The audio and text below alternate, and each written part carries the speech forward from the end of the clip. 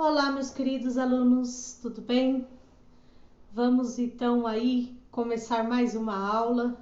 Vamos dar continuidade enquanto a gente segue aí nesta pandemia, essa quarentena. Não sei como que vocês estão nas aulas, poucas pessoas estão mandando as atividades que a professora pediu. Então, assim, gente, ao assistir o vídeo, vai lá, comenta, professora, tô assistindo, curte o vídeo aí para eu saber como é que tá o segmento de vocês, tá bom? Aí avisa, ó, professora, fulano aí, a Manuela, número tal, daqui do 7º, tô aqui, professora, assistindo, para eu conseguir saber, tá?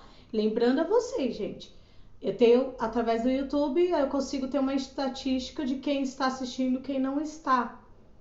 Quer dizer, quem assistiu tudo. Não adianta dar lá falar um oi que assistiu e aí quando eu vou olhar, não assistiu tudo. Tudo bem? Eu consigo ter uma estatística de quem assistiu tudo, quem não assistiu. Por favor, gente. Então, bora começar então o nosso tema de hoje. Nosso tema que vai iniciar o nosso segundo bimestre. Bora lá? Bom, nós falaremos então, iniciando o nosso segundo bimestre, a expansão marítima. E o que nós veremos neste capítulo do segundo bimestre? A expansão marítima.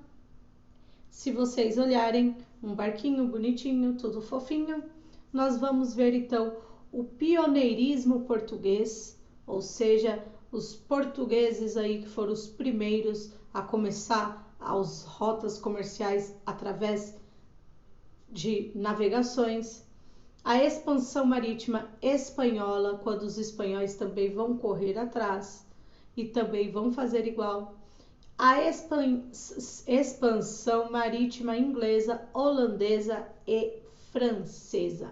Tudo bem? Então nós falaremos aí sobre estes 5 países, como eles fizeram para expandir o seu território através das navegações, através então do comércio marítimo.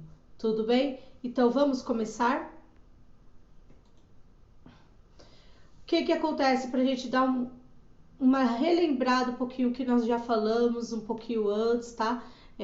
O início, o século XIV, ele estava em uma crise, tá? Uma crise totalmente aí triste, bem parecido com o que nós estamos vivendo na Europa. Essa crise é marcada, então, no ano de 1348, que foi totalmente interrompida a economia.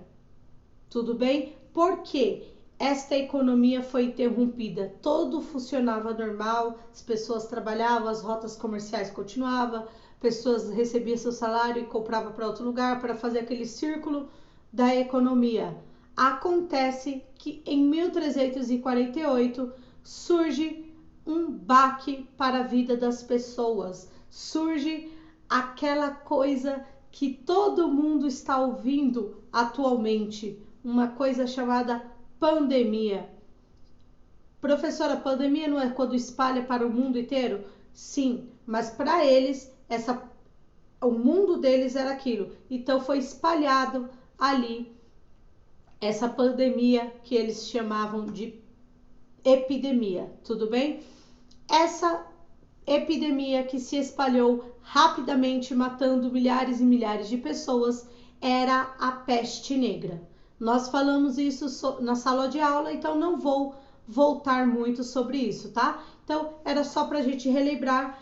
Os países europeus vão entrar em crise por conta da peste negra. Ela vai interromper toda a organização social do mundo, dos países, a economia e a política da cidade e também do campo. Beleza? Axézinho aí? Então, gente, somente em 1360 que eles começaram a se recuperar, quando a população começou a crescer novamente. Professora, de 1348 a 1360 foi essa epidemia da peste negra? Ainda existia. A diferença, não se assustem Quando a gente fala nisso, que durou 12 anos essa epidemia da peste negra, não se assustem quanto a isso, por favor, porque a gente tem que relevar que estamos bem mais avançados nos dias de hoje. Nós temos hoje meios de contatos, né? A gente consegue conversar com uma pessoa do outro lado do mundo em segundos, né? Rapidamente, tudo em tempo real. Lá naquela época as pessoas não tinham uma saúde como nós temos, as saúdes eram precárias, o saneamento básico era precário, as pessoas eram porcas em si, tudo bem? E outra coisa, né? Hoje nós temos mais consciência já com base dessas outras epidemias que já aconteceram no mundo, tá? Então, nesse período da peste negra, morreu muita gente, morreu muito mais do que já está morrendo agora, só que nós podemos dizer que aqui ainda é um começo. Não é que vai durar 12 anos como lá. Como eu acabei de dizer, as condições de vida naquela época era totalmente diferente de hoje. Eles também não tinham uma televisão para avisar, cuidado, fique em casa, se cuida. Eles simplesmente tinham contato com outras pessoas, saíam e não tinham noção do que aquilo podia causar. Tudo bem? E essa peste negra, então, durou um bom tempo, não foi totalmente os 12 anos, tá bom? Foi acabando, mas a população só começou a melhorar da crise depois aí de 12 anos do início da peste negra. E esses 12 anos que levaram foi com base da população voltar a crescer de novo, né? Novas pessoas vão nascendo e assim vai surgindo para a população crescer, tudo bem? Quando a população volta a crescer, gente, a economia começa a acelerar. Na hora que ela voltou a crescer, disparou a economia, tá? Na metade do século XIV, a produção do campo e da cidade já sustentava a rede comercial e levava para fora também do país. Já era internacional toda essa produção, tá bom? Quem vendia e quem comprava queria mais fornecedores e mais compradores. Para isso acontecer, eles precisavam explorar mais, tudo bem? Então, eu quero mais pessoas para comprar, eu quero conhecer novas coisas para vender, então para isso a gente precisa explorar outras terras. E aí, nas últimas décadas deste mesmo século XIV, os europeus tentavam já comprar e vender em regiões cada vez mais distantes. Eles estavam, então, como está aqui, buscar novos lugares e seguir mais adiante, tudo bem? A busca por produtos em locais distantes contribuiu para essa expansão marítima, principalmente porque os mares ofereciam rotas alternativas. Porém, explorar oceanos nunca tinha sido navegado, não era algo simples. Então, vamos lá, parou aí. Não era simples eles saírem em busca de novas mercadorias sem ao menos entender e conhecer o mar, por exemplo.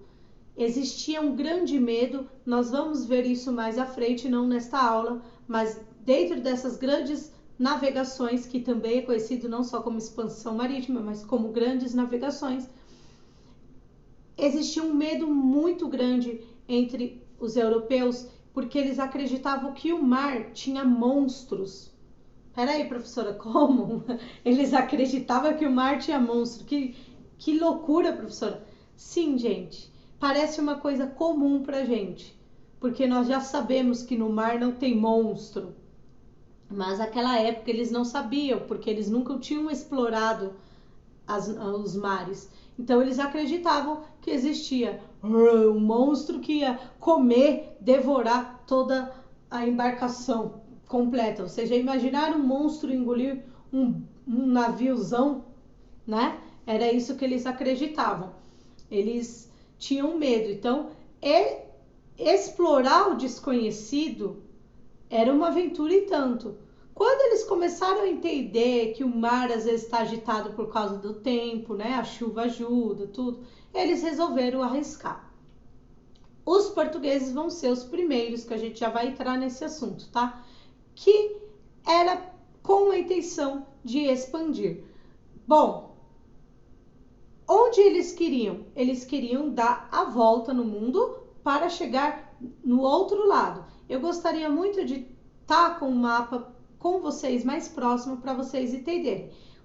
Como não temos, busca, por favor, na internet e procura um mapa um mapa europeu com a África. Procura um navio ou um lugar onde o navio pudesse atravessar ali, se não fosse dar a volta pela África. Tudo bem? Vocês vão entender mais ou menos o que eu estou falando. Aí, Portugal, então, foi o pioneiro, a potência marítima. Como? Os reis, gente. Os reis, eles iam enriquecendo na medida que desenvolvia o comércio. Eles buscavam sempre novidades. Então, opa, o povo já não está aguentando mais feijão. Vamos procurar uma outra alternativa? Vamos buscar. Aí descobre a ervilha. Opa, já tem duas alternativas. Aí depois vai buscando. Era mais ou menos assim. E os reis iam enriquecendo conforme pegava essas novidades. Tudo bem? Mas eles sabiam que tinha novas fontes de metais preciosos. E o que tinha mais valor na Europa eram umas especiarias que vinha da Índia, lá das Índias, na verdade, né? A região das Índias, quando a gente fala, a região da Ásia, a Índia, o Japão, a China, que faz parte das Índias para eles naquela época, tá bom? Mas para chegar nessas Índias, eles tinham dificuldade ao acesso, porque era muito complicado. Teria que ser via terrestre. Como eu falei, dá uma olhada no mapa que vocês vão ver. Não tinha onde passar embarcações marítimas. Então, era vias terrestres. E isso era complicado, porque eles corriam muito perigo, né? Era dificultoso ir pela terra, passar por um lugar que não conhece, ser assaltado, tinha muitas essas coisas, né? E aí, olha só, entre o Ocidente Europeu e a Índia, as rotas eram dominadas por genoveses e venezianos, comerciantes das cidades mais ricas da Península Itálica e do Ocidente, e por bizantinos, a população do Império Bizantino, cuja capital é Constantinopla, cidade desenvolvida e com importantes rotas comerciais. Muitos dos produtos mais cobiçados da época, como especiarias, tapetes e tecidos finos, chegavam à Europa por Constantinopla. Então, tudo passava por Constantinopla, tudo bem, gente? E aí, lá da época ainda da Quarta Cruzada, a cidade da Itália estava sob controle de Veneza. Quem pegou ali, quem acabou dominando foram os turcos, tá? Que a gente conhece hoje numa região chamada Istambul. Se vocês olharem no mapa atual, vocês vão ver Istambul, e era essa região que os turcos tinham dominado lá no ano de 1453. Eles tinham vontade de conhecer novos caminhos para as Índias, tá? Isso os portugueses, mas eles teriam que passar pelos esses caminhos dos turcos, e aí a vontade era maior, tudo bem? Só que passar por lá o caminho era totalmente longo e, como eu falei quase agora, desconhecido, era perigoso e acabava gastando muito dinheiro, né, para atravessar e ir pela terra, tudo bem? Terrestremente. E para conseguir essas especiarias, eles precisavam então buscar uma nova alternativa. Os portugueses precisavam achar como ir para a Índia sem precisar passar pelos seus inimigos. Então, Portugal vai desenvolver um poderio naval que possibilitava a busca de novas rotas, ou seja, eles vão criar vários barcos, várias navegações, navios, para buscar alternativas e rotas. Tem que lembrar que desde o século VIII, a Península Ibérica, ela estava na mão dos muçulmanos, tá, gente? E a partir do século IX, os cristãos europeus na península iniciaram uma luta pela retomada do território ibérico. Então, os cristãos queriam de volta o que os muçulmanos tinham tomado. E esse foi um dos fatores que permitiu Portugal unificar de modo precoce, centralizando o poder nas mãos do rei e organizando o primeiro estado na Europa. E aí vai começar então uma nova dinastia. Essa dinastia começa então por um cara chamado Dom João I. Vocês vão ouvir esse Dom João, vocês vão ouvir muito a partir de agora, tudo bem? Esse ano e ano que vem vocês vão ouvir bastante, não só ele. Então guarda a palavra, Dom João I. De 1357 a 1433, que ele sobreviveu. A dinastia que ele criou durou 2 séculos, então teve os sucessores, tá bom? Foi planejado a conquistar a cidade de Ceuta, na região do Marrocos, tá bom? Que estava no domínio dos muçulmanos.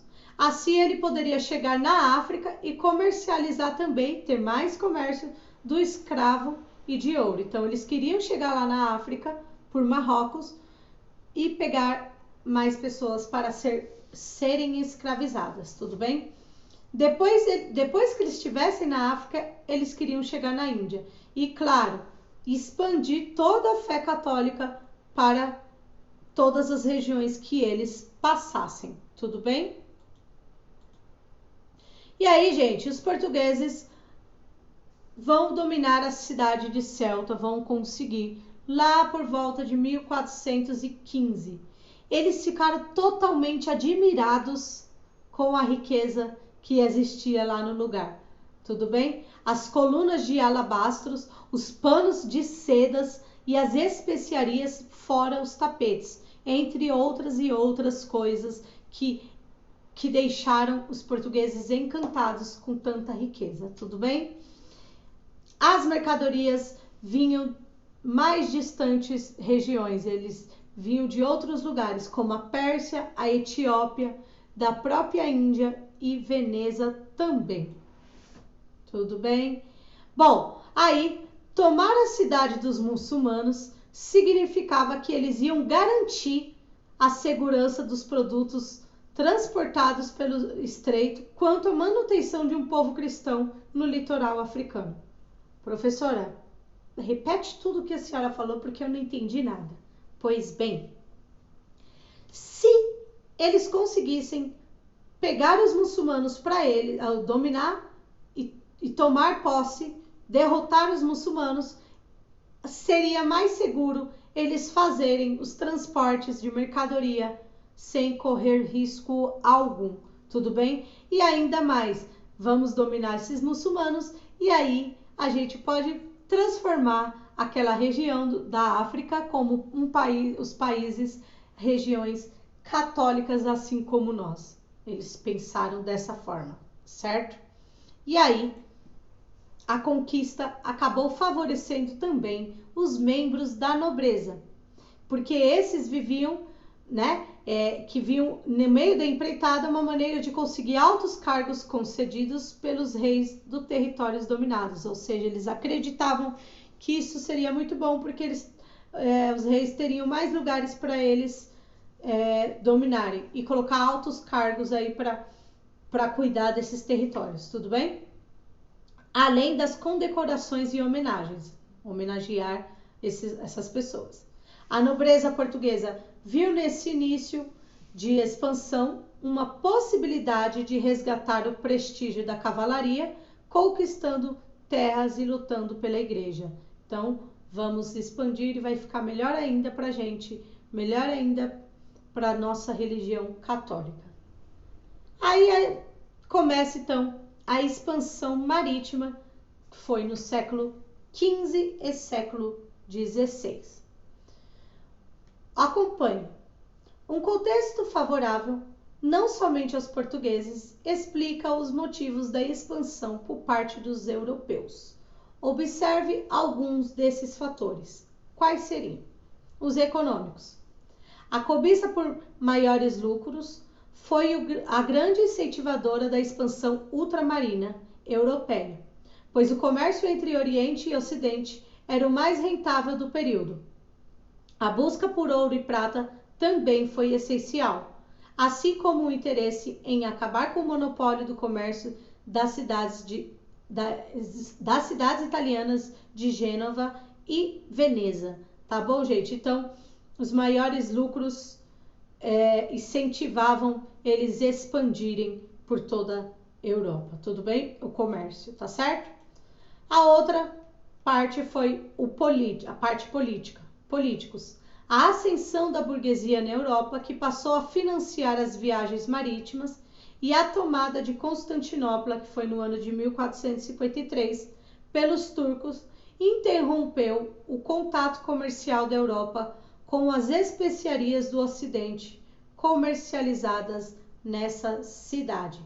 Em outras palavras, eles começaram aí a financiar essas embarcações, tudo bem? Tomaram Constantinopla dos turcos, né? E aí eles começaram a ter o comércio apenas com as especiarias orientais, tudo bem? A parte religiosas, o objetivo de levar a fé cristã aos outros povos por influência das cruzadas. Esse processo se intensificaria no século XVI após a reforma, que vocês virão ano que vem. Tecnológicos. Os grandes progressos náuticos trazidos pelos árabes, como a bússola e o astrolábio, e a caravela, desenvolvida pelos portugueses, contribuíram muito para a realização das navegações. A tecnologia favoreceu muito para essa navegação acontecer, tudo bem? Deu para entender a parte portuguesa, gente? Interesse comercial e levar fé cristã para outros lugares, tudo bem?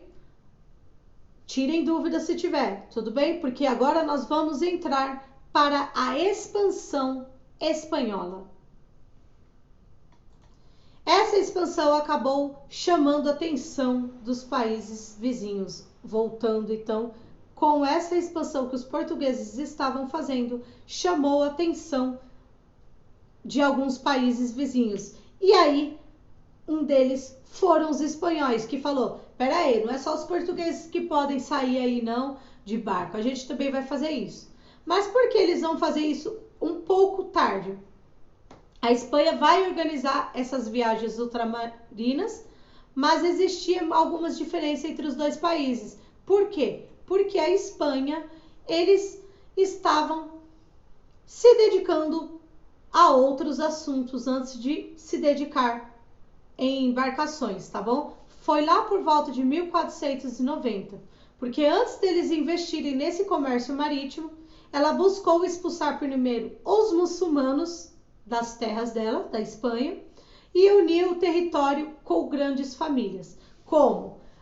Não adianta o rei tentar expulsar apenas os muçulmanos sozinho, que ele não vai ter força. Ele precisava de força. Como? Ele pegou as grandes famílias que tinham renda, fizeram um acordo, vamos nos unir todo mundo, e aí com mais pessoas juntas eles conseguiriam expulsar os muçulmanos. Por isso que eles deram prioridade primeiro para expulsar. Como os portugueses já estavam navegando pelo sul do Atlântico, então assim, se vocês olham no mapa, depois eu vou mostrar, Portugal, ele está banhado ao Oceano Atlântico, assim como nós, a diferença é que eles estão lá na Europa. Eles iam navegar por baixo para dar a volta para a Índia. Eles estavam fazendo dessa forma. Quando os espanhóis disseram que iam buscar também especiarias na Índia, com grandes navegações, eles falaram, só não vamos usar o mesmo caminho que Portugal, vamos usar um outro caminho, vamos usar o caminho oeste. Eles acreditavam que eles dariam uma volta pelo planeta até entrar na Índia. O que eles não esperavam é que aqui, o que ao oeste, teria um outro continente que nós chamamos de continente americano. Tudo bem? E aí, como eu acabei de dizer, o inesperado do caminho, eles deram de frente com a América até o final do século XV. mais ou menos em 1492. Era um local completamente desconhecido pelos europeus, africanos e os asiáticos. Ninguém conhecia a América, ninguém tinha noção. E quando os espanhóis estavam querendo dar a volta no mundo, deram de cara com esse continente. Então, professora, ninguém sabia disso?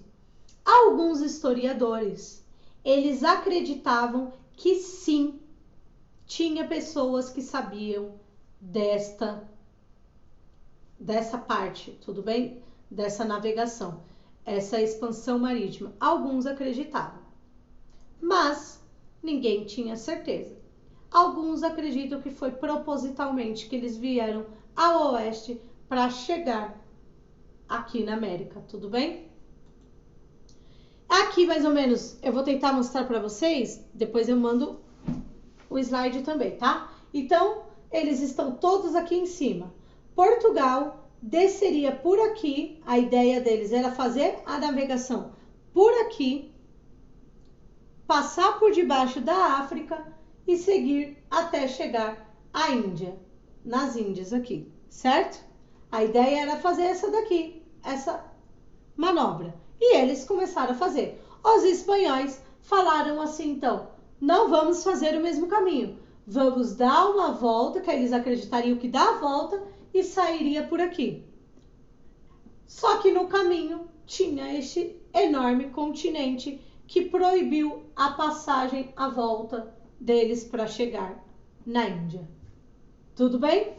Aí, vamos lá, continuando. Então, a primeira expedição espanhola a desembarcar em terras americanas foi comandada por um cara, gente, chamado Cristóvão Colombo, em 1492, como eu falei para vocês. O comandante e seus marinheiros não sabiam que haviam aportado um lugar desconhecido. Eles acreditavam que havia chegado nas Índias, destino inicial da viagem. Gente, quando eles chegaram aqui, Cristóvão Colombo, ele vai chegar aqui na América com os seus navegantes, ele vai acreditar que ele tinha chegado nas Índias. Ele achou que não teria dado tanta volta, mas teria chegado rápido, né? Tudo bem, levou alguns meses, né? Mas ele achou, porque principalmente aqui eles encontraram os índios, por isso o nome, tá bom? O nome do nosso continente, América, foi dado em homenagem a um outro navegador chamado Américo Vespúcio. Ele viajou o continente e concluiu que não se tratava de terras asiáticas. Essas terras, então, ficaram conhecidas como Novo Mundo, como está na novela, viu? Enquanto a Europa era um velho mundo. Então, o Américo Vespúcio, ele vai chegar aqui na América, nessa região de Havana, tá vendo bonitinho aqui? Ele vai andar, vai apelidar de Ilha de São Salvador, aí depois vai falar Velha Cruz, tudo, e ele vai andar todo por aqui, todo bonitinho nessa região aqui, e aí ele vai falar, não chegamos nas Índias, é engano nosso, eles nem vendem nada, não tem nada que a gente esperava, nós chegamos em outro lugar. Como ele percebeu, ele aí chamou então de América por causa dele, tá bom? E aí quando eles descobrem disso daqui, isso daqui vai se chamar um novo mundo para eles e a Europa vai se tornar o velho mundo. Axé? Beleza aí? Então, essa foi a expansão espanhola. Então, agora vocês já sabem que a América ela foi descoberta pelos espanhóis, querendo mudar a rota para não seguir os portugueses, tudo bem? E aí, toda essa parte da expansão portuguesa e espanhola vai correr esse assunto nos outros países da Europa, e aí vai vir as navegações inglesas e francesas, com vários problemas, como as guerras internacionais, revoltas religiosas e crises econômicas. A França e a Inglaterra tiveram outras questões com as quais lidar antes de se dedicarem à expansão ultramarina. Então, eles tiveram alguns outros problemas com revoltas religiosas e crises econômicas no mesmo tempo, tudo bem? Tá conseguindo ler, gente? Vamos lá. Porém, o sucesso obtido por Portugal e a Espanha serviu de estímulo ao interesse desses estados. Eles estavam cuidando de outros assuntos, mas aí correu o assunto para eles que Portugal e Espanha estavam ganhando terras novas e estava dando certo para eles. Isso estimulou eles, tá? Assim, o início da expansão dos franceses e ingleses se deu com a contestação da legitimidade do Tratado de Tordesilhas pela Igreja, o que na prática significou que os outros estados europeus não pretendiam aceitar a validade da divisão das terras do Novo Mundo apenas entre Portugal e Espanha. Os franceses e os ingleses, eles descobrem e como os espanhóis e portugueses estavam conhecendo novas terras e dominando. Eles falaram, olha, eles estão traindo a gente, porque o Tratado de Tordesilhas era para dividir as terras. Nem se deram o trabalho de ir e queriam dividir as terras. Complicadinho, né? Mas era isso que eles queriam. Eles queriam um pouquinho de terras neste novo mundo chamado América. Tudo bem, gente? Se tiver alguma dúvida, tira a dúvida no Classroom comigo, tudo bem? Essa é a nossa primeira aula do primeiro capítulo. Semana que vem a gente vai dar continuidade no próximo capítulo, tá bom? Eu vou deixar vídeos complementares porque eu achei que a apostila foi bem fraquinha nessa questão das grandes navegações. Tem muitas mais coisas que todos os anos a gente fala. Não sei como que vai ficar, mas eu vou dar uma olhada para vocês, tudo bem? Qualquer dúvida me chama. Não deixe de responder todas as atividades deste capítulo, mandar para o meu e-mail porque vale nota. Beijos e até a próxima aula.